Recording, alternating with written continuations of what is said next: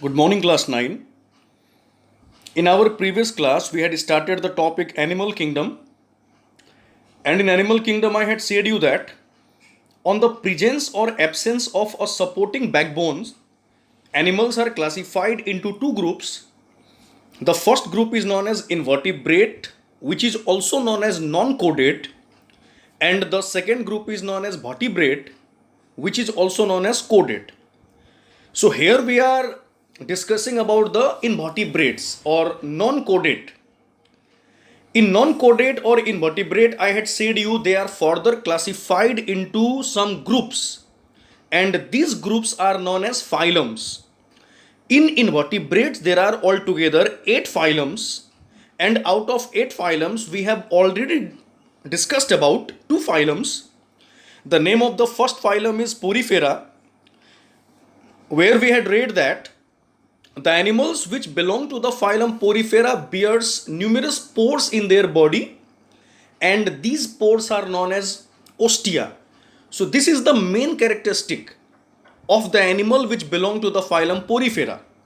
Similarly, we had seen many more other characteristics in our previous classes. Okay, now next phylum is Solintrata. In Solintrata, we had read that the animals which belong to the phylum Solintrata, they have cavity inside their body which act as their digestive system, and this cavity is known as solinteron. Hence the animal belonging to this phylum is known as solintrates. No?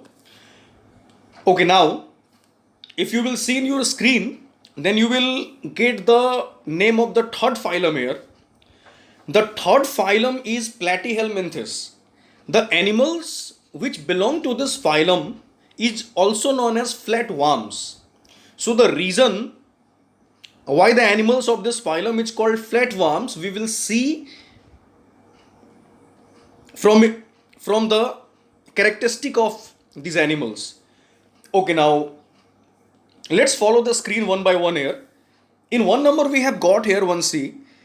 Most of the species are parasites, but a few are free living in fresh water.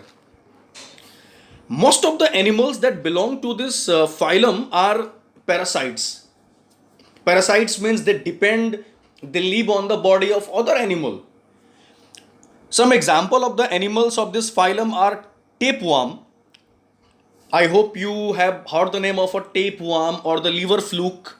So tapeworm or the liver fluke are the animals belonging to the phylum Platyhelminthes, and tapeworm and liver fluke both are parasites. It means they live inside the body of other animals and they get the food and shelter from them. Okay, and after that, next we have got here Planaria. Planaria is the other example of the animal of this phylum, but Planaria is not parasite, it is a free living animal. It means some animals of this phylum are parasite, whereas some other animals are free living. Now, once in 2 number here, the body of these organisms has bilaterally symmetrical body. This means that the design of the left and the right halves of the body are alike. I had said you the meaning of bilaterally symmetrical and radially symmetrical in my previous class. In radially symmetrical, like in Porifera and Solintrata, we had read that the body of Poriferans and Solintrates are radially symmetrical. It means the body of such animals can be divided into many equal parts.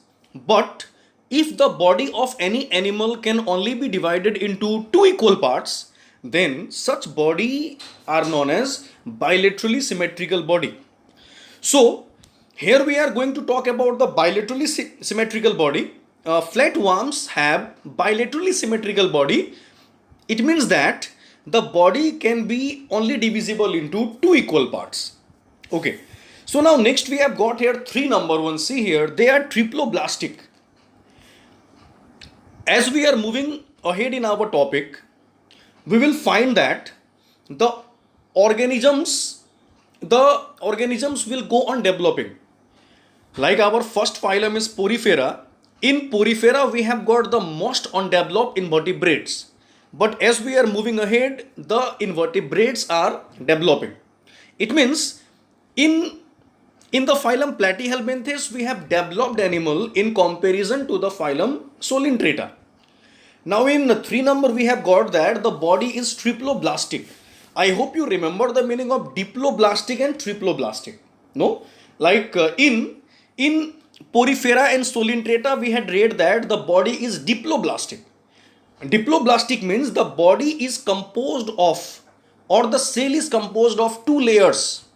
The outer layer is known as ectoderm and the inner layer is known as endoderm. But here the body is not diploblastic. Here the body is triploblastic. It means the body of these animals, it means the cell of these animals are made by three layers. Here we have got the outer layer called ectoderm. We have also got the middle layer here, which is known as mesoderm, and then the inner layer, which is known as endoderm. Okay, so simply योभन्दा अगाडिको जुन हाम्रो topic थियो Porifera अनि सोलिन्ट्रेटा, त्यहाँ चाहिँ हामीले के पढेका थियौँ भने पोरिफेरन्स अनि सोलिन्ट्रेट्सहरूको बडी डिप्लोब्लास्टिक हुन्छ. सो डिप्लोब्लास्टिक भन्नाले बडी चाहिँ दुईवटा जर्म लेयरले बनेको हुन्छ. बाहिरको लेयरलाई इक्टोडर्म भनिन्छ अनि भित्रको लेयरलाई एन्डोडर्म भनिन्छ.